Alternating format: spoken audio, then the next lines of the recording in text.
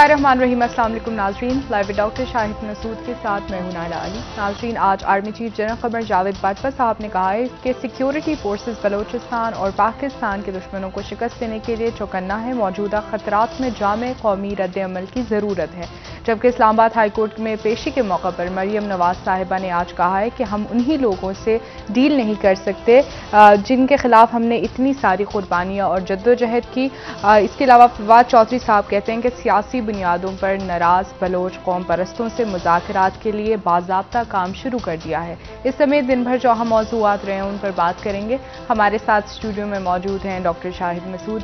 Doctor वालेकुम जी, आपको भी। डॉक्टर साहब, मरियम नवाज साहिबा कह रही हैं कि इतनी सारी कुर्बानियों और जद्दोजहद के बाद हम उन्हीं लोगों से डील नहीं कर सकते जिनके खिलाफ हम जद्दोजहद कर रहे हैं। किस डील की बात कर रही हैं? तमाम लोग जितने भी अपोजिशन रहनुमा हैं वो तो या जमानतों पर रिहा हैं या मुल्क से बाहर हैं या फिर कोई भी अभी तक खुशी शाह साहब के अलावा जेल में नहीं है। किस डील की बात कर रही नहीं, डील तो वो सवाल हुआ मेरे ख्याल से उनसे। एक सवाल हुआ कि कोई डील हो गई है, तो उन्होंने कहा कि कोई डील नहीं हुई और वो आज़ाद कश्मीर जो है। देखिए, मैंने तो कभी ये इस बात के ऊपर मैं बज़िद रहा हूँ कि ये कोई मीम से शीन नहीं निकलेगी जी, बिल्कुल। और ये इसके ऊपर थीसिस के थीसिस मेरा ख्याल है पिछले कई बरसों में लिखे जा चुके हैं और अक्सर जो थीसिस हैं पीएचडी के या पोस्ट डॉक्टरल थीसिस जो हैं वो लिखे तो गए हैं, मगर वो जो होता है ना डिफेंड करते हैं थीसिस को, तो उस वक्त फिर आप फारिग हो जाता है पूरा थीसिस। तो ये थीसिस जो है ना, ये लिख लिख के पता नहीं खुदा जाने कहाँ हम पहुँच गए हैं। और अगर हम इतनी एनर्जी किसी और काम पे अपनी लगाते तो शायद बहुत कुछ हासिल हो सकता था, लेकिन ये नून में से शीन जो है वो निकल के नहीं दी। और मरीम नवाज साहिबा, ये देखें, इसमें दो तीन बातें इमरान खान साहब को अब पता है, यकीनन अब पता है उनको। पहली बात तो ये है कि जो नून में से शीन तो निकली नहीं, उधर से उन्होंने शहबाज शरीफ साहब को रखा हुआ है जहाँ पे सॉफ्ट होता है। इमरान खान साहब खुद क्रिकेटर हैं तो उनको पता होना चाहिए किस बॉल पे खेलना है, किस पे छक्का मारना है, किस पे नहीं मारना है, कैच आउट का खतरा। तो वो तरीके के साथ पीडीएम खिलाते के लिए यहाँ अभी देखें ना, अभी कम्युनिस्ट पार्टी के साथ अभी आज बड़ा अच्छा है कि वज़ीर आज़म साहब जो तहरीक इंसाफ है वो कम्युनिस्ट पार्टी के साथ उसका एक इल्हाक सा है कम्युनिस्ट पार्टी का। लेकिन मसला ये है कि वो तो पीपल्स पार्टी के साथ भी है। वो तो अभी नहीं, अभी बिलावल भी खिताब करेंगे, अभी उसके बाद वो मुस्लिम लीग नून भी करेगी, फिर मौलाना फजल रहमान भी करेंगे, जेयूआईएफ का भी है। वो बेशुमार पार्टियां जो है ना, उनका सबका कम्युनिस्ट पार्टी के साथ जो है वो उन्होंने अपना इलाक किया हुआ है। तो जो पार्टी गवर्नमेंट में आती है वो एक खिताब उनका हर साल होता है और वो उसके साथ वो खिताब करते हैं।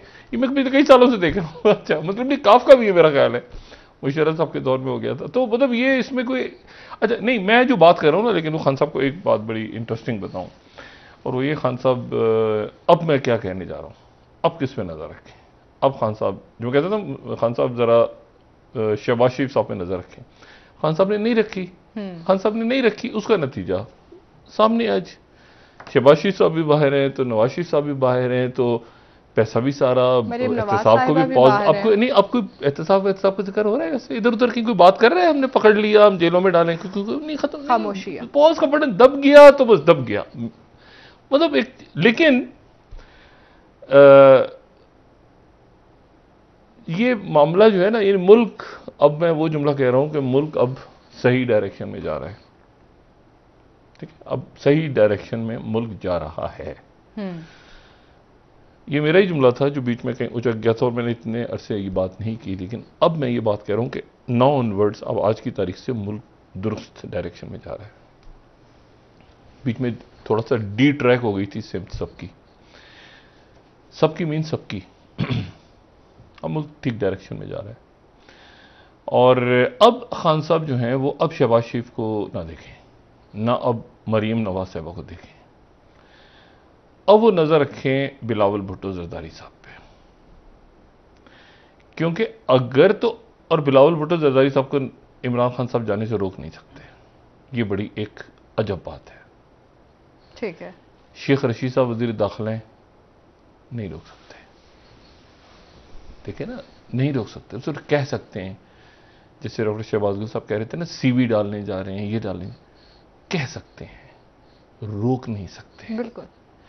और बिलावल जो हैं उनकी वहाँ पे बड़ी इंपॉर्टेंट मीटिंग्स, अच्छा, बहुत इंपॉर्टेंट मीटिंग्स, और बहुत से दावतनामे बिलावल साहब को आ चुके हैं। इनकी मीटिंग्स बाइडेन एडमिनिस्ट्रेशन के साथ है कि उसकी वजह ये कि जो बाइडेन एडमिनिस्ट्रेशन हो या अमेरिका का जो एक आप समझ लें कि जो एक डेमोक्रेसी के हवाले से एक सारा उनका चलता है सिलसिला, उस पर वहाँ पर वो बेनज़ीर भुट्टो साहबा को बहुत ज़्यादा एक सियासत से हटके एक बहुत इज़्ज़त का मकाम देते हैं। और ये कहते हैं कि उन्होंने उनके वालिद ने भी, यानी जुल्फ़िकार अली भुट्टो, और फिर बेनज़ीर भुट्टो साहबा ने जो है वो अपनी जान दी और दहशतगर्दी के ख़िलाफ़, मतलब वो जमहूरियत के लिए तो कम बात करते हैं, वो कहते दहशतगर्दी का निशाना बनी और मुसलमान दुनिया की पहली खातून वज़ीर आज़म वापस गईं और वापस जाने के बाद उनको यहाँ पे शहीद कर दिया गया। और बिलावल जब बेनज़ीर भुट्टो साहबा अपना आखिरी दौरा कर रही थी आने से पहले, पाकिस्तान आने से पहले, वाशिंगटन डीसी, मैं जो कि वाशिंगटन डीसी में था, और उस ज़माने में बहुत सारे थिंक टैंक्स के अंदर उनके इंटरव्यूज़ वगैरह भी बेनज़ीर भुट्टो से, डेविड सेंगर हमारे दोस्त हैं बड़े अच्छे, तो उनकी किताब के अंदर वो है भी कि जी वो बेनज़ीर भुट्टो साहब ने बिलावल साहब को कॉल की और आखिरी कॉल क्या थी वो CIA ने कैच कर ली बार, एनी उसको किसी को छोड़ दें, वो पहले मैं बयान कर चुका हूँ बहुत पहले। लेकिन इंपॉर्टेंट बात यह है कि वो बेनज़ीर भुट्टो साहबा जो है वो तो बिलावल की एक तो यह है कि वो बिलावल साथ थे उस दौरे में, जरदारी साहब भी साथ थे, और फिर उसके बाद जब बेनज़ीर भुट्टो साहबा की शहादत हो गई तो वो बिलावल साहब जाते रहे। तो ये जो इस दौरे पे नज़र रखें, ठीक है, और ये दौरा जो है वो बिलावल साहब का इम्पॉर्टेंट है। जैसे मैं कहता हूँ ना कि उस वक्त मैंने कहा था शहबाज शरीफ साहब पे नज़र रखें, तो अब बिलावल साहब पे नज़र रखें, ठीक है। और यहाँ पर जो है वो एक बात मैं सिर्फ ये बता दूं कि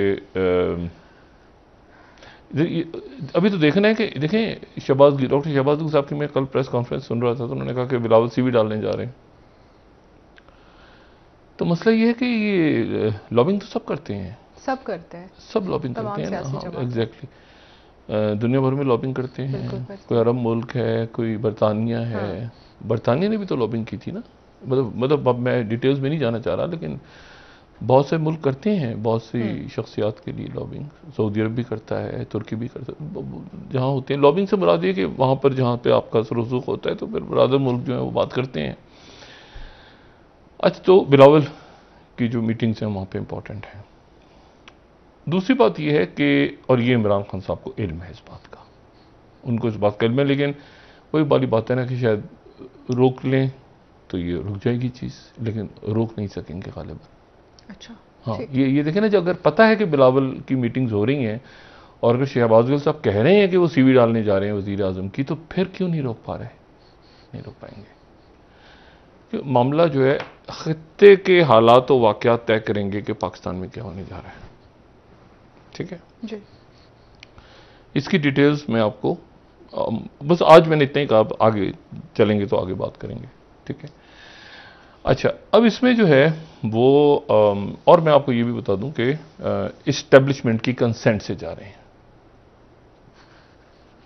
ठीक है, इस्टेब्लिशमेंट की कंसेंट से जा रहे हैं, क्योंकि वो वहाँ पर पाकिस्तान और बाकी हवालों से जो खित्ते के हालात वगैरह हैं उसमें बिलावल साहब बात करेंगे। अच्छा, एक तो बात ये हो गई। दूसरी जो बात है, इसीलिए मैंने कहा रोकना मुश्किल हो जाएगा, इसलिए मैंने कंसेंट से जा रहे हैं। अब इसमें बीच में कोई अचानक कोई वाक़या आ जाए, लेकिन अभी तक का ये है कि क्योंकि शहबाज गिल साहब ने कहा है ना ये, तो इसलिए मैं बता रहा हूँ कि शहबाज गिल साहब सही कह रहे हैं। ये नहीं कि वो अपनी CV डालने जा रहे हैं, ये बात तो उन्होंने ऐसी की है सियासी तौर पे, लेकिन मुलाकातें उनकी आम है, ये तय है, ठीक है।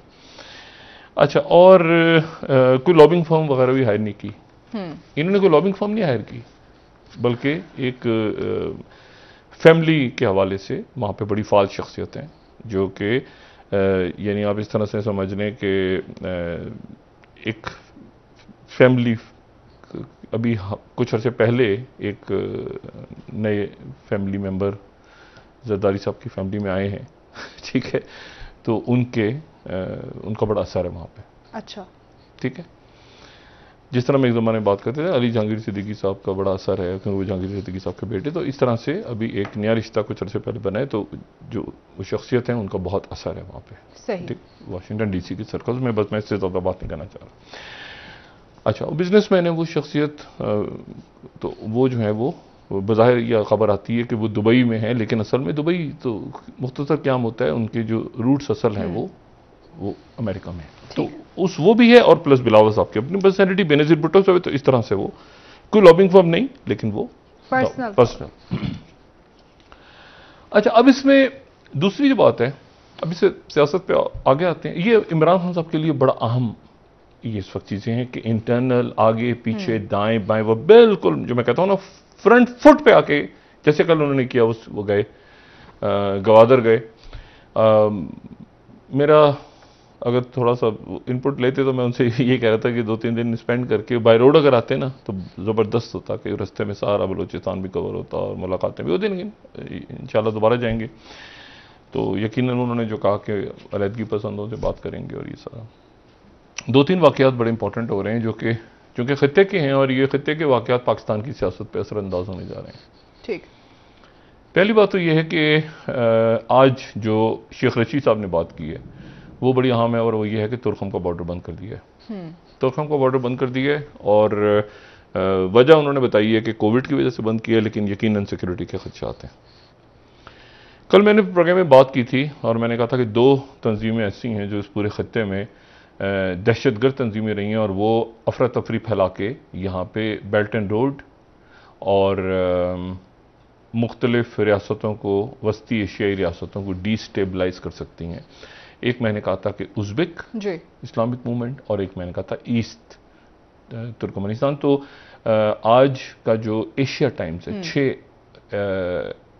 6 जुलाई का आज का जो सिंगापुर से शायद होने वाला एशिया टाइम्स है उसके फ्रंट पेज पे ख़बर है। तो अगर कोई भी शख्सियत देखना चाहे, डिटेल पढ़ना चाहे तो वो आज के एशिया टाइम्स के चले जाएं वेब पे। The terror group China fears the most, East Turkestan Islamic Movement militant outfits threatens to stoke instability in Xinjiang after the US withdrawal from Afghanistan। ठीक है, तो ये लेटेस्ट उनका जो स्टेटमेंट है इस तंजीम का, क्योंकि ये अपनी एग्जाइल गवर्नमेंट बना चुकी है, तो ये आपको एशिया टाइम्स में मिल जाएगा। दूसरी जो तो ये डिस्टेबलाइजेशन की फोर्सेस यहाँ पे एक्टिव हैं। आज प्रेसिडेंट पुतिन ने, मैं जो अब बात करने जा रहा हूँ इससे पहले मैं यहाँ पे एक पाकिस्तानी की हैसियत से एक इंडियन भारत के एक क्रिश्चियन, रोमन कैथोलिक क्रिश्चियन जो हैं उनको मैं खराज तहसीन पेश करना चाहता हूँ एक पाकिस्तानी के तौर पे, और हम यहाँ पे बैठ के उनको खराज तहसीन पेश कर रहे हैं।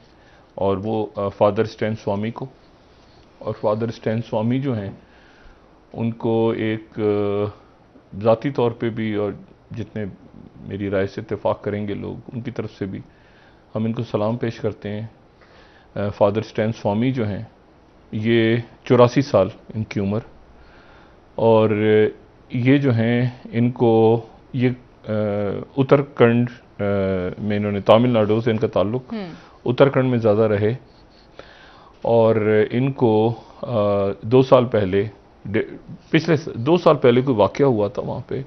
ये 1950 में ज़ात पात का एक्ट ख़त्म हो गया था हिंदुस्तान में, सारे जो हैं वो हिंदू बराबर हो गए थे जी।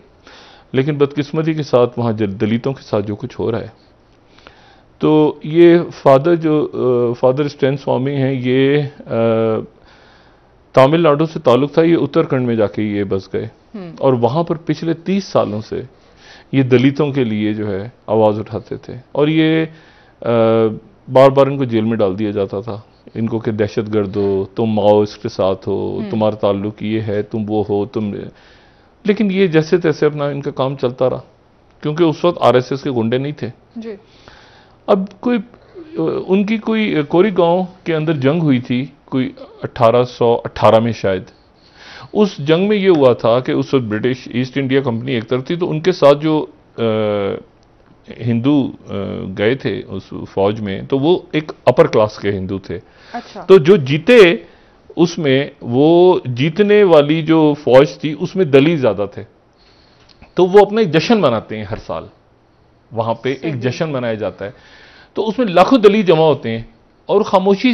अच्छा, वो पहले तो आराम से मनाते थे, लेकिन वो चूंकि एक जात पात का इशू है तो उसके ऊपर जो दूसरी कास्ट है वो उस पर इतराज होती है, तो पहले कंपैरेटिवली वो मना लेते थे जैसे तैसे करके ना, कि देखें जी हम दलित हैं लेकिन हमने भी जंग जीती हुई है माजी में, जैसे होता है ना कि एक तो 2 साल पहले वहां पे कोई जश्न मना रहे थे, तो उसमें इनको गिरफ्तार कर लिया, फादर को, कि जी आपने उनको, ये वहां थे भी नहीं, मतलब लाखों दलितों में ये थे भी नहीं, इनको कहा कि जी आपने उनको जो है वो इश्तिहाल दिलवाया।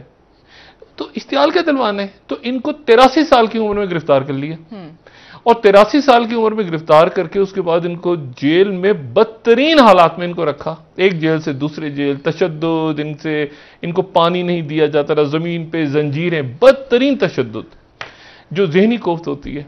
और उसके बाद इनको कोविड भी हो गया, और उसके बाद बार बार वहां के जो असातिज़ा और वकला और सिविल सोसाइटी इंडिया की, वो बड़ी फाल सिविल सोसाइटी इंडिया में, आवाज उठाते रहे, लेकिन फिर डरते भी रहे लोग कि ये ना हो कि जी वो उनको भी उठा लें गद्दारी का पर्चा लगा के और देशद्रोही और ये सारा। तो उसके बाद इनकी बीमारी, शदीद बीमार हो गए, इनकी जमानत बीमारी की वजह से नहीं हो रही थी, तो इनका कल जो है वो इनकी फिर एक बेल गई। इन्होंने कहा मैं दूसरे गांव में नहीं, दूसरे जेल के या दूसरे किसी हॉस्पिटल में नहीं जाऊंगा, मैं वो उसी हॉस्पिटल में रहूंगा जहां पे जो दलितों का हॉस्पिटल है। वहां पे इनको रात को ले गए, और रात को ले जाके इनको अचानक जो है वो तबीयत इनकी खराब हुई, इनको वेंटिलेटर पे डाल दिया। सुबह इनकी बेल लगी हुई थी, तो बेल के वक्त जज आए, जज बार बार इनकी बेल फेंक रहा था उठा के, उनकी अदालतें सारी जो है ना सब फारिग हो गया है इंडिया का सिस्टम, बदकिस्मती से ये मोदी साहब के दौर में सब खत्म। जो एक था ना एक जमहूरी, तो पता चला कि जी इनका इंतकाल हो गया 84 साल की उम्र में। अब इसमें हुआ, देखें हुआ क्या है। मैं इस बात को, एक तो ये कि ये इस तरह से ना भी हो, मैं ये केस 1-1.5 साल पहले भी इस प्रोग्राम में यहां पे बात की थी। CNN क्या रिपोर्ट कर रहा है, CNN, death of 84 years old activist in prison turn spotlights of India's anti terrorism laws. तो ये CNN, अब ये पूरी दुनिया के अंदर एक इशू बन गया है कि एक 84 साल के आदमी को जेल में, कस्टडी में कत्ल कर दिया गया है। तो ये तुम एंटी टेररिज्म पे उठाते किस तरह से हो, किसको उठा के, मतलब एक बच्चे को उठा के डाल देते हो 12 साल के, किसी को मुसलमान को डाल देते हो, क्रिश्चियन को डाल देते हो। अच्छा, उसके बाद जनाब वॉशिंगटन पोस्ट क्या खबर दे रहा है, सुने, इनके साथ एक दूसरे क्रिश्चियन को पकड़, वॉशिंगटन पोस्ट लिख रहा है, new report finds evidence on a second Indian activist computer was planted. अब इनके इंतकाल, जैसे इंतकाल हुआ है जनाब, तो पता चला है कि वो तो जितनी इनके बारे में रिपोर्ट थी, जो इनके खिलाफ केस बनाया गया था आरएसएस के गुंडों ने, वो प्लांट करके वहां पे उसमें प्लांट कर दी थी एक कंप्यूटर के अंदर, और इनका वकील लेकर आ रहा था, लेकिन इंतकाल हो गया। अब देखिए ना बात ही। अच्छा, और वॉशिंगटन पोस्ट लिख रहा है न्यू के इंडियन एक्टिविस्ट ट्रेंड Swamy jailed under terror law dies. New York Times लिख रहा है jailed priest death in India stirs outrage. पूरी दुनिया खड़ी हो गई। बीबीसी लिख रहा है कि जी Stan Swamy India outrage of death of jailed activist. इसमें कोई मुसलमान, हिंदू, क्रिश्चियन कोई इशू नहीं है। 84 साल के शख्स को आपने, जो सिर्फ दलितों के लिए आवाज उठाता था, और फादर कत्ल हुआ। इसको कह रहे हैं कि प्रॉपर इंस्टीट्यूशनलाइज्ड मर्डर, कि सिस्टम कैसे मर्डर करता है, ठीक है, उसको इधर से उधर पूरा आपने उसको। और फिर उसके बाद जो है वो, तो ये वहां पर बस हम पाकिस्तान से इनको खराज तहसीन पेश करते हैं, और इनके लिए बस हम क्या कर सकते हैं यहाँ पे। ऐसे लोगों की वजह से ही दुनिया चल रही है, कोई आवाज उठा देता है, गरीब शख्स, बिल्कुल। अच्छा, बहरहाल, अच्छा, दूसरी जो बात है खत्ते में, देखें बहुत अफगानिस्तान की सूरत हाल बिगड़ रही है। प्रेसिडेंट पुतिन ने बात की उज़्बेक प्रेसिडेंट से भी और ताजिक प्रेसिडेंट से भी, और जो जयशंकर हैं इंडियन फॉरेन मिनिस्टर, वो मॉस्को जा रहे हैं इस हफ्ते। ये बड़ी इंपॉर्टेंट बात है कि वो मॉस्को जा रहे हैं, और उसके बाद जो उज़्बेकिस्तान के अंदर एक कॉन्फ्रेंस हो रही है इसी महीने, मेरे ख्याल से 15-16 तारीख को, उसमें अशरफ गनी भी शरीक हो रहे हैं। इमरान खान साहब के हवाले से खबर आई थी ना इस महीने उज़्बेकिस्तान का दौरा, तो वह कॉन्फ्रेंस है, उसमें अब देखते हैं कि कौन कौन से लोग जाते हैं। हो सकता है उसमें जो है वो मोदी साहब को भी इनवाइट कर लिया जाए। अभी देखते हैं कि उस कॉन्फ्रेंस में अशरफ गनी साहब की तरफ से कंफर्म हो गया। पाकिस्तान की तरफ से भी कहा गया है कि वजीर आजम उज़्बेकिस्तान का दौरा, उज़्बेकिस्तान बहुत इंपॉर्टेंट है, उससे उज़्बेक इस्लामिक मूवमेंट, ये सारा जो मैंने कल बताया, आगे भी बात करूंगा। लेकिन अगर थोड़ा सा वक्त है तो एक और मैं इंपॉर्टेंट बात जो है उसको मैं डिस्कस कर लूं। पूरी की पूरी फौजें बदल रही हैं इस वक्त। फौजों की जो साख्त है वो तब्दील हो रही है, और वो साख्त इस तरह से तब्दील हो रही है कि इंडिया के अंदर, अब देखिए ये बड़ी, हम कहते हैं ना पाकिस्तान में वो जी 10 कोर है, वो जी 5 कोर है, वो जी मंगला की कोर है, वो जी यहाँ एक कोर है, दूसरी core commander Karachi core commander Quetta. तो ये फौज पाकिस्तान की इस तरह से, या किसी भी मुल्क में इस तरह से बनी होती है कि जी किस जगह पे ज्यादा आपको खतरा है, और फिर वहां पर ज्यादा, जाहिर है कि ज्यादा, अब जैसे इंडिया के साथ है तो आपको ज्यादा कोर्स इस तरफ नजर आएंगी, मंगला भी है तो गुजरांवाला भी है, तो इधर मतलब यहां से आपको ज्यादा कोर्स नजर आएंगी। फिर कराची आपको नजर आएगा जो एक पूरा इलाके को देख रहा है, फिर आपको बलूचिस्तान, इस तरफ आपको यानी मगरिब की तरफ कम नजर आएंगी कोर्स, एक बलूचिस्तान कोर ही आपको नजर आएगी कम क्वेटा में। लेकिन यहां इंडिया की तरफ, इंडिया के बॉर्डर्स पर आपको ज्यादा कोर नजर आएंगी, ठीक है, स्ट्राइक कोर्स, ये कोर्स, सारी सब आपको। अच्छा, अब इंडिया की ने भी अपनी एक सिस्टम बनाया हुआ था। उन्होंने सिस्टम ये बनाया हुआ था कि जी हमने तो लड़ना तो पाकिस्तान से ही लड़ना है, और यहां पे जो है बस पाकिस्तान है, और हमें और पाकिस्तान है, और बल्ले बल्ले। अब लेकिन मसला ये हो गया कि वहां पर अब आ गया चाइना, तो अब क्या करें?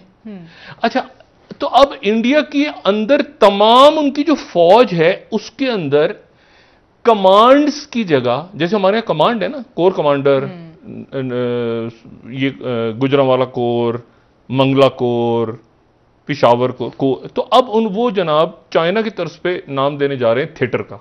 अच्छा, ये थिएटर वैसे हम भी थोड़ा सा डिस्कस करते रहे, ये थिएटर पुरानी, ये वर्ल्ड वॉर के जमाने में एक्चुअली उस वक्त हुआ था ना कि ईस्टर्न थिएटर खुल गया, तो जी पैसिफिक थिएटर खुल गया, वो एक बड़ी जंग हो रही है। तो हम तो भी इसको इसी तरह से डिस्कस करते हैं ना कि जिसका अफ्रीकन थिएटर, काफी कई दफा मैंने कहा कि अफ्रीका में ये हो रहा है, तो मिडिल ईस्टर्न थिएटर में ये हो रहा है, तो सेंट्रल एशियन थिएटर में, तो पैसिफिक में ये तो थिएटर्स हैं बहुत सारे इस जंग के, जो अब जंग चल रही है।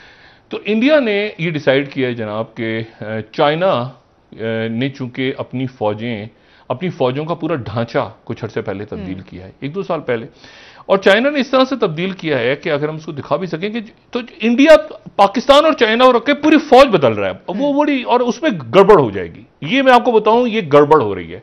हम मतलब मैं कोई फौज का कोई फौजी, साबिक फौजी नहीं हूं, ना मैं कोई एक्सपर्ट हूं इनका, लेकिन एक बेसिक सी बात है जो इसमें एक कोताही हो जाएगी और इंडिया की तरफ से, तो इसको जरा सोच समझ के करें। अच्छा, तो उन्होंने क्या किया कि एक उनकी ईस्टर्न थिएटर कमांड है। अच्छा, ईस्टर्न थिएटर कमांड, अगर हम नक्शा हमारे पास हो तो ईस्टर्न का मतलब है उनका मशरिक, ठीक है, उनका मशरिक। अब चाइना हमारे मशरिक में, तो चाइना का मशरिक क्या होगा? चाइना का मशरिक होगा बहरुल काहिल, ठीक है, वो ताइवान वो दो उनका मशरिक है ना। तो ईस्टर्न थिएटर जो है उनको, वो जापान, ताइवान और ईस्ट चाइना सी को देखता है। ईस्ट चाइना सी ऊपर बिल्कुल ऊपर। अच्छा, फिर उनका सदर्न थिएटर कमांड जो है वो साउथ चाइना सी को देखता है, यानी ईस्ट चाइना और साउथ चाइना, ये तो ईस्ट हो गए ना, दोनों ईस्ट हो गए, ईस्ट और, लेकिन दोनों साउथ में है। अच्छा, सॉरी, ईस्टर्न और सदर्न थिएटर कमांड हो गया, साउथ चाइना और साउथ ईस्ट एशिया को देख रहा है। अच्छा, फिर उसके बाद उनका एक नॉर्थ थिएटर कमांड है जो सबसे पुरसकून ही है, क्योंकि जाहिर है कोरिया है उस तरफ और रशिया है, ठीक है। फिर एक सेंट्रल थिएटर कमांड है जो कि पैसे वगैरह देता है, जो कंट्रोल करता है, जो बीजिंग में बैठ के, ठीक है, कैपिटल डिफेंस और ये सारा।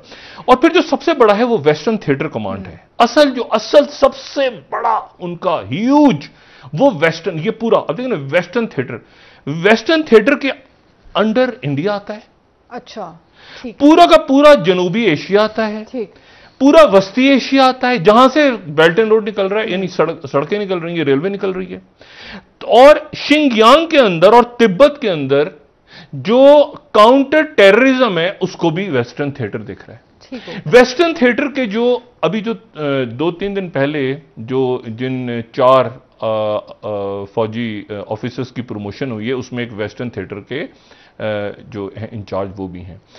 और इंडिया जो है अब इसके मुकाबले पे इंडिया जो है वो थिएटर बनाने जा रहा है, और इंडिया अपने थिएटर, अपनी पूरी फौज, यानी वो भी कह रहा है कि जी हम भी एक नॉर्दर्न लैंड थिएटर बनाएंगे। अच्छा, यहां से फड्डा खड़ा हो गया कि वो नॉर्दर्न थिएटर का नाम नहीं दे रहे, उनको तो वेस्टर्न थिएटर है ना, ये कह रहे हैं नॉर्दर्न लैंड थिएटर। लैंड, ये वो मसला है जो बिपिन रावत ने कहा था कि फजाइया तो ऐसी है, असल में भाई आप यहां ने कहा असल तो बड़ी फौज काम करती है ना, फजाइया और ये बैरी वैरी, इनको क्या मकसद इसका यह था कि अब अगर आपने नॉर्दर्न थिएटर बनाना है तो नॉर्दर्न थिएटर ये बनाने जा रहे हैं मकबूजा जम्मू कश्मीर लद्दाख पाकिस्तान के लिए, मगरबी वेस्टर्न लैंड थिएटर, हर एक के साथ लैंड रखा है ताकि फजाइया वाले भी, एयरफोर्स वाले भी खज्जल ख्वार हो इंडिया में। हाँ। और वो कहेंगे लैंड क्यों है। अच्छा, कर इस तरह एक तरह से आइडिया अच्छा है कि सारी की सारी फौज जो है वो, यानी उधर नेवी और एयरफोर्स और बड़ी फौज एक साथ कोऑर्डिनेट करे जैसे चाइना की करती है। अब मसला यह है कि इसमें क्योंकि फटा पड़ा हुआ है ना, अपाची हेलीकॉप्टरों का ठेका दे दिया, 22 हेलीकॉप्टरों का ठेका दे दिया जनाब बड़ी फौज ने इंडिया की, 5 का ऑर्डर दे दिया जनाब उनकी फजाइया ने, या उधर किसी और ने ऑर्डर, मतलब हर कमांड अलग। तो उन्होंने कहा कि जी मैं चूंकि चेयरमैन ज्वाइन, तो मेरे अंडर सारे काम करेंगे, बड़ी फौज असल होती है, फजाइया स्टेपनी है। हाँ। अब उसके नतीजे में जनाब क्या हो रहा है कि जो उनकी 2 नेवल कमांड्स हैं, 2 नेवल कमांड्स, 2 नेवल कमांड्स को भी एक कर रहे हैं, एक नेवल कमांड कर रहे हैं, और उसमें बड़ी फौज के लोग भी होंगे, उसमें फजाइया के भी होंगे। ठीक है। तो अच्छा, इसी तरह से जो ये नॉर्दर्न कमांड है, और एक कमांड फिर जो उनकी वेस्टर्न कमांड है, western land command, sorry western land theatre, western land, इस कमांड खत्म करके थिएटर बना रहे हैं ना, तो नॉर्दर्न लैंड थिएटर और वेस्टर्न लैंड थिएटर पाकिस्तान के लिए, ठीक है। अच्छा, और ईस्टर्न थिएटर है, फिर मैरीटाइम थिएटर है, फिर एयर डिफेंस कमांड है, वगैरह वगैरह सारी। लेकिन इसके अंदर मैं जो बात कह रहा हूं ना, पहली बात ये कह रहा हूं कि अगर फर्ज करें इनकी पाकिस्तान के साथ जंग होती है तो 4 थिएटर्स इनके एक्टिव हो जाएंगे, ठीक है, 4 थिएटर्स एक्टिव होंगे ना, एयर डिफेंस हो जाएगा, मैरीटाइम हो जाएगा, इधर के नॉर्दर्न इनको ये करना पड़ेगा। ये 2 फ्रंट वॉर की तैयारी करते हैं ना। अगर चाइना के साथ, पाकिस्तान को छोड़ दें आप, चाइना के साथ भी अगर मसला होता है तो भी इनके 4 और 5 थिएटर, तो 2 फ्रंट वॉर कैसे होगी, ये मैं समझ से मेरी बाहर है कि 2 फ्रंट वॉर कैसे होगी। बिल्कुल ये बात ऐसे ही, मैं आपको बताऊं ये नेवल थिएटर 2 क्यों हैं। देखिए ये जैसे फर्ज करें इंडिया है ना बीच में, तो इंडिया की वो साइड जो चाइना की तरफ है समंदरों में, उसको वेस्टर्न साइड देख रही है, जो पाकिस्तान की तरफ ईस्टर्न साइड। अब वो कह रहे हैं इसको एक ही कर दो और इसके अंदर बड़ी फौज भी आ जाए और फजाइया भी आ जाए। अच्छा, आइडिया इनका, और इसमें फड्डा पड़ा हुआ है अंदर, और फड्डे आगे होंगे। तो नहीं, इख्तलाफात इसलिए हैं कि एक तो आपने कहा कि नेवी तो कोई है ही नहीं ना, स्टेपनी है, नेवी भी स्टेपनी और ये एयरफोर्स भी स्टेपनी है, ठीक है। फिर उसके बाद माल भी तो खाना होता है ना, ठीक है ना। वो मतलब अभी तक ये है कि उधर नेवी ने अलग जहाज मंगा लिए तो उधर अलग जहाज मंगा लिए। वो बिपिन रावत अभी इतना बड़ा स्कैंडल है, उन्होंने कहा एक साथ मिलकर मेरे हाथ से ही क्यों ना निकले सारा, तो वो भी मसला चल रहा है। दूसरी बात है कि चाइना से इंस्पायर है। आने वाले दिनों में शायद, मैं कोई एक्सपर्ट नहीं हूं, लेकिन पिछले, जैसे मैंने कहा ना, मुझे ये बात कहने का कोई हक है, और हो सकता है कि मैं अपने वजन से बहुत ज्यादा बात हो नहीं, यकीनन मैं बढ़, शायद पाकिस्तान को भी आने वाले दिनों में जो हमारी जो कमांड्स हैं उसमें कुछ कमांड्स अलग बनानी पड़े। अच्छा, उसकी वजह यह है कि पिछले कई सालों से हम सुनते हैं कि जी मशरिकी सरहद से जो है वो मगरबी सरहद फौज को भेज दिया गया, और उसके नतीजे में एक बॉर्डर हमारा खाली कम हो जाता है, और एक बॉर्डर हो सकता है अगर ये अफगानिस्तान स्टेबलाइज नहीं हुआ, मैं हमेशा सोचता हूं कि इधर से फौज उधर चली जाएगी तो इधर तो कम हो जाएगी। एक कोर अगर इधर हो जो यहां पर देखती रहे, या देखिए ना, या ये कि बॉर्डर जैसे वो एफसी के जवान हैं उनको कोई और शक्ल दे दी जाए। ये भी अपनी बॉर्डर सिक्योरिटी फोर्सेस को खत्म करके अब कमांड इसमें थिएटर में डाल रहे हैं।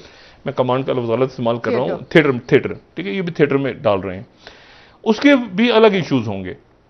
मेरा सिर्फ ये पॉइंट ऑफ व्यू है कि मुझे नहीं पता कि इनको साइबर वगैरह कोई अलग से वो किसके अंडर काम कर रहा है, एयरफोर्स के अंडर काम कर रहा है या किसके अंदर, लेकिन उसके बाद फिर ये होगा कि साइबर जो है वो भी चला जाएगा, मतलब वो साइबर जहां पे है वहां पर बड़ी फौज भी है, ये मुझे नहीं पता साइबर है नहीं, वो उसकी जो तरतीब देखें उसकी कोई, तभी तो फटा। मैं आपको सिर्फ ये बताऊं, देखें इसमें जो इशू है ना, इसमें इशू ये है कि इसको ये कह रहे हैं कि जी हम अनाउंस करेंगे, ये ये इसलिए बताना जरूरी है कि ये आने वाले दिनों के अंदर, लेकिन टाइम्स ऑफ इंडिया खबर दे रहा है unified military commands could be reality by independence day.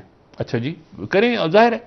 अच्छा, और उसके बाद मतलब वो कह रहे हैं कि जी बात हो गई है, और जाहिर है मोदी साहब के सामने रखा है, राजनाथ सिंह करेंगे। मैं ही कह रहा हूं कि इसके नतीजे में प्रॉब्लम्स इनके आप देखेंगे तो फड्डे बढ़ेंगे। अभी एयरफोर्स ने कहा है ना, एयरफोर्स ने क्यों रिएक्ट किया? क्योंकि बिपिन रावत ने कहा कि एयरफोर्स की, अच्छा, दक्कन हेरल्ड है, वहां से खबर दे रहा है कि army air force and drama over new theatres, drama चल रहा है। देखिए ना, उनके, ये मैं उनका मीडिया कोट करूं, उसकी वजह यह है कि ये कैसे मुमकिन है कि आप एक उधर से कह रहे हैं क्वाड, मतलब हो सकता है ये नेवल थिएटर एक बनाने का फायदा हो। सवाल यह है कि अगर चाइना का अलग सिलसिला है भाई, चाइना का मिसाल के तौर पे अगर उनका वेस्टर्न थिएटर है उनका और वेस्टर्न कमांड है, तो वैसे तो उसके अंदर नेवी है, लेकिन वहां पानी तो नहीं है, ठीक है ना, वहां पर तो जो है वो आपके वो तो लैंड है, ठीक है ना, सेंट्रल एशिया और इधर उधर। लेकिन अगर आप बगौर देखें तो उनके पास छोटी छोटी कश्तियां भी हैं, हम डिस्कस कर चुके हैं जी। पेंगोंग सू में उतार दी थी ना उन्होंने कश्तियां, अपनी कोस्ट गार्ड जो भी उनकी फाइटिंग फोर्स थी उन्होंने उतार दी थी। तो उनके सिस्टम के साथ ये इंडिया कैसे ये पूरी अपनी फौज को अब ये बना रहा है कि परमानेंटली थिएटर बना दिया जाए और थिएटर के साथ लफ्ज लैंड ऐड कर दिया जाए, ताकि जो बिपिन रावत साहब हैं वो हर एक को बार बार बताते रहेंगे, एक मिनट ठहर जाओ, हाँ मतलब है लैंड, मतलब हाँ मतलब है कि अगर खला में भी लड़ाई होगी या तो पानी के नीचे भी होगी तो हाँ, तो मैं लैंड लीडर में हूं। अच्छा, ये तो इक्वल आप शक्ल देते हैं ना कि भाई मैं चेयरमैन ज्वाइंट हूं, हमारे यहाँ जैसे सिस्टम है तो चेयरमैन ज्वाइंट, ये नेवल स्टाफ, ये आर्म्ड फोर्सेज। अब वो कह रहे हैं नहीं, I am the one who will decide. ठीक है डॉक्टर साहब, ब्रेक ले लेते हैं, फटा पड़ा हुआ है जी, मजीद बात करेंगे आपसे। नाज़रीन, एक ब्रेक ले लेते हैं, हमारे साथ रहिए। और चाइना को देख के पूरी फौज तब्दील कर रहे हैं अपनी, आप देखें पूरे फौज का ढांचा, हाँ। तो इसका मतलब है कि इट्स अ लॉन्ग, ठीक है, आपसे बात करेंगे। नाज़रीन, एक ब्रेक।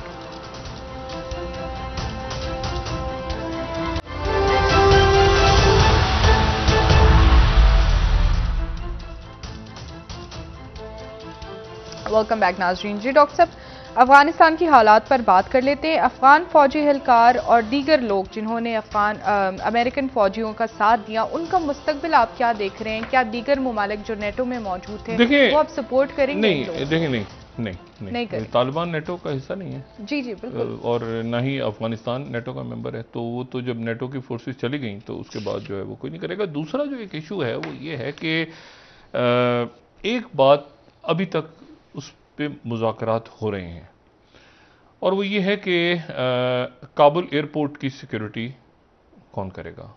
टर्की जो है, क्योंकि तालिबान जो है वो इस बात पे अड़े हुए हैं, जिसकी वजह से देखें टर्की जो है ना उसका एक बड़ा इंपॉर्टेंट रोल बन रहा है इस वक्त। उसका इंपॉर्टेंट रोल इसलिए बन रहा है कि एक तो अफगानिस्तान के अंदर उसने कभी जंग में हिस्सा नहीं लिया, फौज मौजूद रही, लेकिन वो पीस कीपर जैसे होते हैं ना। अब जैसे पाकिस्तान की फौज है, हम कहेंगे पाकिस्तान की फौज अफ्रीका में मौजूद है, मगर वो अमन फौज है, मतलब एक होता है यूनाइटेड नेशंस में सबसे ज्यादा अगर अमन फौजें होती है तो पाकिस्तान की तरफ से जाती हैं। तो ये नहीं कहेंगे पाकिस्तान की फौज अफ्रीका में क्यों मौजूद है, पाकिस्तान की फौज फलानी जगह, तो वो पीस आप समझ लें वो मौजूद भी रहे, लेकिन सिक्योरिटी के लिए रहे। टर्की की जो फौज थी उसने जंगों में हिस्सा नहीं लिया। इसके ऊपर तालिबान की अभी तक कोई ब्रेक थ्रू नहीं हो रहा। तालिबान कह रहे हैं कि नहीं।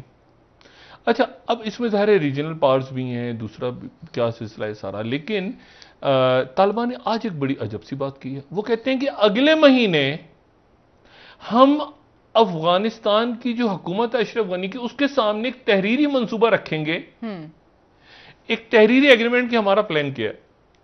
यानी अगला महीना, इसका मतलब यह है कि इस दौरान तो सारा का सारा अफगानिस्तान तो निकल गया है, सारा अफगानिस्तान तो हाथ से निकल गया। दूसरा, इंडिया की तरफ से एक कंसर्न शो हो रहा है इस वक्त। इंडिया ये कह रहा है कि अगर ये बात आगे चली और टर्की ने काबुल एयरपोर्ट की सिक्योरिटी संभाल ली, तो ईरान और टर्की के ताल्लुकात क्या हैं? बहुत अजब ताल्लुकात हैं।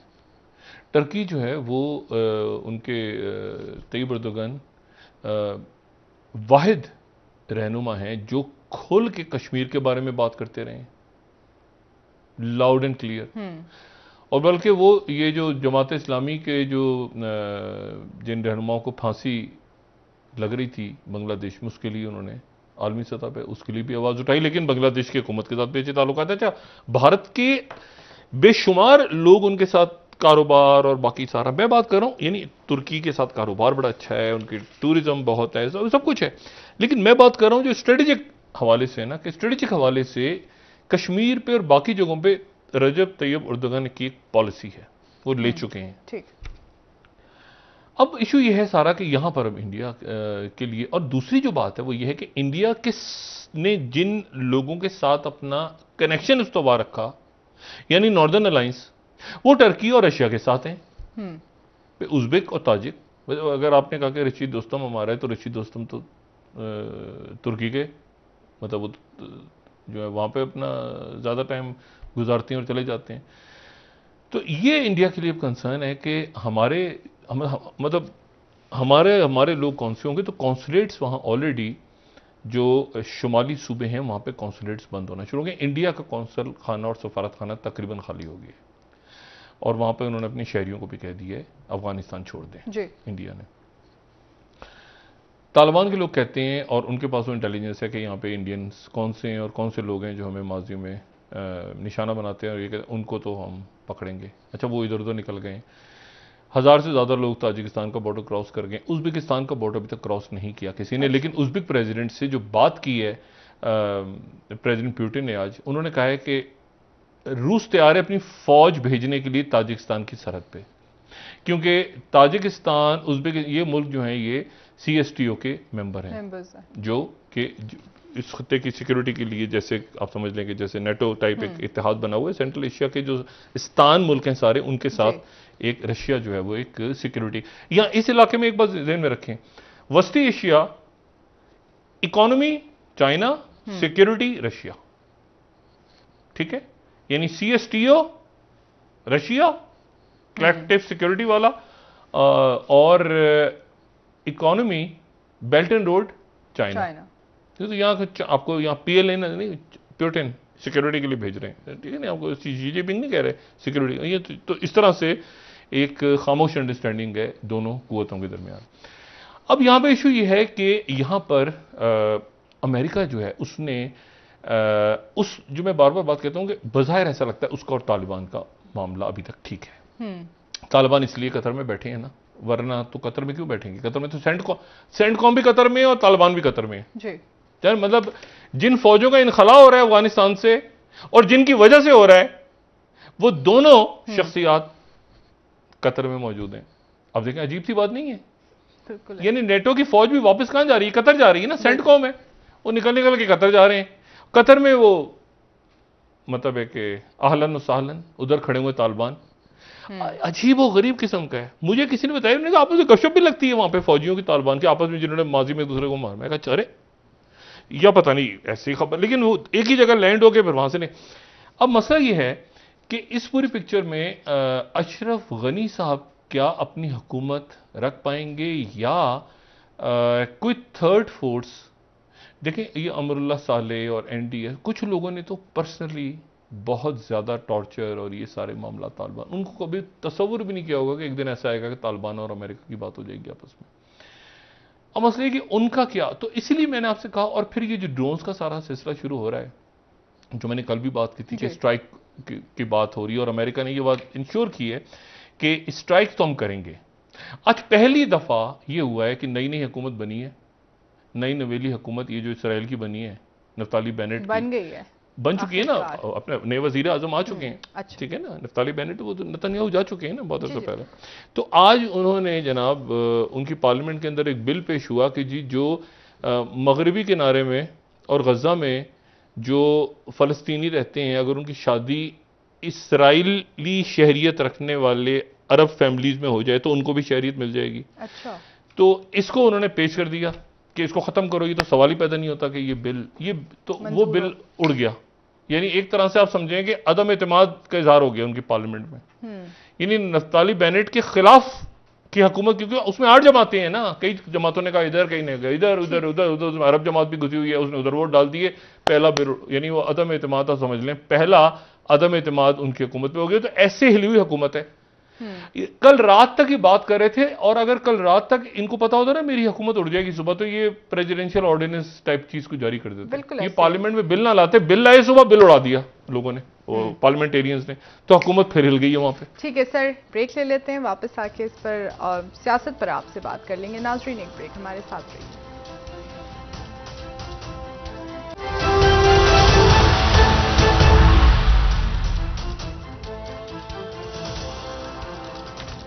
वेलकम बैक नाज़रीन। जी डॉक्टर साहब, हुकूमत की जानिब से इन दिनों काफ़ी इस बारे बात हो रही है कि बलोच कौम परस्तों से मुज़ाकरात के लिए तैयार हैं, बातचीत करेंगे, और आज आर्मी चीफ ने भी इस हवाले से बात की है। हुकूमती पॉलिसी क्या इस हवाले से, और क्या समझते हैं कि वज़ीर आज़म साहब को खास मुझे तो नहीं पता कौन से अलहदगी पसंद जो है वो किस ग्रुप से स्पेसिफिकली बात की है, लेकिन इमरान खान साहब के बड़े अच्छे दोस्त हैं, ज़ाती दोस्त हैं, अख्तर मेंगल साहब जो इत्तेहादी भी रहे हैं हुकूमत में, तो उनसे सिलसिला शुरू कर दें अगर, तो कोई मुज़ायका नहीं है, ठीक है ना, क्योंकि बाकी तो और मैं आपको सिर्फ एक बात बताऊं, सबसे बड़ी खबर अगर आज पूछे ना, जो हर शख्स की जिंदगी को इफेक्ट है, जो ब्लूमबर्ग जो स्टोरी अभी ब्रेक कर रहा है कि ओपेक्स प्लस का जो क्राइसिस है उसने ऑयल की प्राइसेस को 6 सालों में सबसे ज्यादा कर दी है। 6 सालों में तेल की कीमतें दुनिया में 6 सालों में, इसी खबर को CNN ब्रेक कर रहा है, oil prices surge after OPEC plus calls off talk 77, 6 सालों में सबसे ज्यादा, ठीक है, रॉयटर्स खबर दे रहा है एक्सलेट। और झगड़ा क्यों बढ़ गई कीमतें, यानी 6 साल में सबसे ज्यादा कीमतें हो गई हैं 77, और पूरी दुनिया में एक उसका असर होगा, महंगाई, और मुझे नहीं पता कितना, ये दुनिया की इकोनॉमी खुल रही थी तो तेल की कीमतें बढ़ गई। और आपस में किन मुल्कों का हुआ है, पहले तो सऊदी अरेबिया और रशिया का हमें याद है कि एक जमाने में हो गया था मसला, अब किसका हुआ है, सऊदी अरेबिया और UAE एग्री नहीं हुए, मुत्तहदा अरब अमारात और सऊदी अरेबिया, कि उन्होंने कहा कि जी पैदावार ज्यादा करो, उन्होंने कहा ज्यादा नहीं करनी, तो उसके नतीजे में वो बाइकआउट हो गया मीटिंग का, और पब्लिकली एक दूसरे के साथ थोड़ी सी तुर्श जबान इस्तेमाल हुई इजलास में। अब उसके नतीजे में पूरी दुनिया के अंदर जो है वो ऑयल की प्राइसेस बढ़ गई हैं, और ये उस वक्त बढ़ी हैं जब लोगों का ट्रैवल खुल रहा है, जो इकोनॉमी बहाल हो रही है, तो एकदम से जो ऑयल की प्राइसेस हैं वो बढ़ रही हैं। मुझे नहीं पता कि पाकिस्तान पे उसका क्या असर होगा, लेकिन इसमें देखें बात यह है कि बहुत सारी अच्छी बातें हैं सेलिब्रेट करने के लिए। एक तो मैंने बात ही कही ना कि ये सियासी तलखी में एक तो कमी आ रही है, ऐसा ज़ाहिर लगता है कि जो एक गालम गलूच का माहौल था उसमें थोड़ा सा, अगर आप देखें ना, तो कुछ 100 से कोई मतलब गालम गलूच कुछ 100 से कोई 100 पे थी या 110 पे थी, तो कोई 4, 5, 8 डिग्री नीचे आ गई, तनकीद हो रही है सिर्फ, वो गालम गलूच नहीं हो रही। और ये जो कौमी सलामती का इजलास हुआ है, उस इजलास के बाद से एक लोग सारे बैठे हैं और बात खुली टुली हुई है, और आर्मी चीफ भी हैं, तो स्पीकर भी हैं, तो चेयरमैन सेनेट भी हैं, तो अपोजिशन भी, तो उसके बाद ये हुआ है कि वो जो थोड़ा सा एक एहसास हो रहा है कि वो एक दूसरे पे तनकीद तो हो रही है लेकिन गालम गलोच नहीं हो रही जी। और ये जो सिक्योरिटी काउंसिल की मीटिंग थी, ये इस्टेब्लिशमेंट की रिक्वेस्ट पे हुई थी, वो ब्रीफ करना चाह रहे थे पॉलिटिकल पार्टीज को, लेकिन दावतनामा जो है वो स्पीकर साहब की तरफ से भेजा गया। इस्टेब्लिशमेंट की ख्वाहिश थी कि सारे पॉलिटिकल जो प्लेयर्स हैं मुल्क में, वो अपना अपना रोल सिक्योरिटी के हवाले से किसी एक पॉइंट पे इकट्ठे हों। तो सिक्योरिटी का कंसर्न, चूंकि उसमें सबने रोल प्ले करना है, हर पाकिस्तानी ने रोल प्ले करना है, और मैं तो ये पहले कह चुका हूँ कि सिक्योरिटी की बहुत सारी डायमेंशंस हैं, इकोनॉमी भी है उसमें तो फूड सिक्योरिटी भी है, उसमें तो क्लाइमेट सिक्योरिटी भी आ गई है, अब उसमें तो बेशुमार चीज़ें हैं, उसमें तो एनीवे तो इसीलिए अब ये है कि चूंकि पाकिस्तान और सिक्योरिटी का क्राइसिस है, तो हर पाकिस्तानी, इससे कतई नज़र कि वो PMLN का है, पीपल्स पार्टी का है, MQM का है, ANP का है, जमात इस्लामी का है, JUIF का है, PTI का है, वो उसने पाकिस्तान के लिए बात करनी है कुछ अरसे, बिल्कुल ऐसे ठीक है ना, कुछ अरसे सिक्योरिटी क्राइसिस।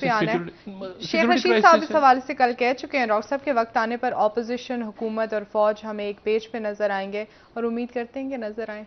वो तो आ गए हैं ना, वो तो कुछ दिन पहले तक तो लेकिन सब गद्दार थे ना जी। ये भी तो इशू है ना, गद्दार और इसराइल के और इंडिया के एजेंट थे ना, मोदी के, तो वो चलता है सियासत में। मैं इसे कहता हूँ बहुत ज्यादा जंग, मोहब्बत और पाकिस्तान में सब कुछ जायज है। बहुत बहुत शुक्रिया डॉक्टर साहब, बहुत शुक्रिया। नाजरीन, प्रोग्राम का वक्त खत्म हुआ, कल इंशाल्लाह दोबारा आपसे मुलाकात होगी। मुझे नाइल अली को इजाजत दीजिए, अल्लाह हाफिज़ जी।